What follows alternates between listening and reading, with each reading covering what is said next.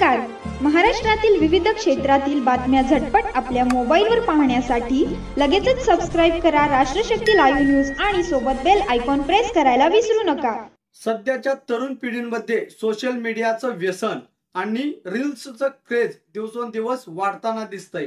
लोकप्रियतेच्या या शर्यतीत अनेक तरुणी आपली ओळख निर्माण करण्यासाठी वेगवेगळ्या कल्पक पद्धतीने रील्स बनवत आहेत. याच रील्स संस्कृतीतून एक नाव गेल्या काही दिवसात विशेष चर्चेत आलं आहे. किंगमेकर ग्रुप अध्यक्ष येवला भैया गायकवाड प्रशासनाच्या अधिकाऱ्यांना फोन करून गरिबांच्या समस्या सोडवणं आणि त्याच वेळी त्या कृतीचे रील्स बनवणं ही त्यांच्या नेहमीची स्टाईल झाली होती.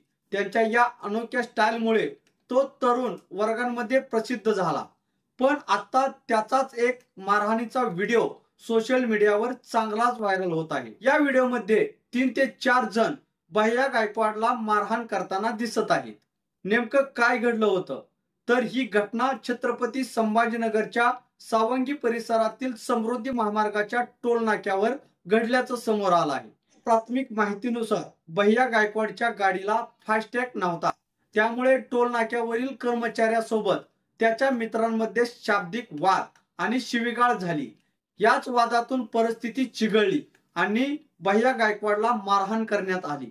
मारहाणीचा व्हिडिओ टोल नाक्यावरील कर्मचाऱ्यांनीच रेकॉर्ड केल्याचं सांगितलं जात आहे आणि सध्या तो समाज माध्यमावर जोरदार व्हायरल होत आहे. मात्र ही घटना नेमकी कधी घडली आणि या प्रकरणात पोलिसात काही तक्रार दाखल झाली आहे का हे अद्यापही स्पष्ट झालेलं नाही. दरम्यान या घटनेबाबत भैया गायकवाड यांची प्रतिक्रिया अद्यापही समोर आली नाही. पण या प्रकरणानंतर सोशल मीडियावर वेगवेगळ्या प्रतिक्रिया उमटू लागल्या आहेत.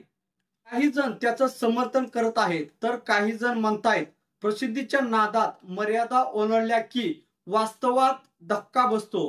रील्स आणि सोशल मीडियाच्या जगात प्रसिद्धीचं आकर्षण जितकं गोड तितकंच त्याचं परिणामकारक वास्तव कधी कटू असतं. भैया गायकवाडचा हा प्रसंग त्याचं जिवंत उदाहरण आहे. या प्रकरणामुळे सोशल मीडियावर सध्या जोरदार चर्चा रंगली आहे.